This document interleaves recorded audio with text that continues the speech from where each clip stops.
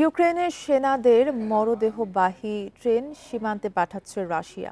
রুশ বার্তা সংস্থা তাসকে এই রোববার কথা জানিয়েছেন লেফটেন্যান্ট জেনারেল আলেকজান্ডার জোরিন। বান্ডেল থাকলে প্রতি সেনমানিতে টাকা বাঁচবে। বিকাশ সেনমানি বান্ডেল কিনে জিতুন প্রতি লেনদেনে। যুদ্ধবন্দী বিনিময় নিয়ে ইউক্রেনের সঙ্গে বিবাদের মধ্যে কথা জানানো হলো, তবে মরদেহ হস্তান্তর প্রক্রিয়া আগামী সপ্তাহ পর্যন্ত স্থগিত হতে পারে বলে ইঙ্গিত দেন আলেকজান্ডার জোরিন। এর আগে শনিবার ইউক্রেন হঠাৎ করেই যুদ্ধবন্দী বিনিময় ও নিহত সেনাদের মরদেহ নেয়ার প্রক্রিয়া অনির্দিষ্টকালের জন্য স্থগিত করেছে বলে অভিযোগ তোলে মস্কো।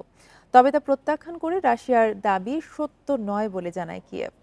এদিকে রোববার এবিসিকে দেওয়া সাক্ষাৎকারে ইউক্রেনের প্রেসিডেন্ট জেলেনস্কি দাবি করেন তাদের ড্রোন হামলায় রাশিয়ার 1/3 বেশি কৌশলগত বোমারু বিমান ধ্বংস হয়েছে।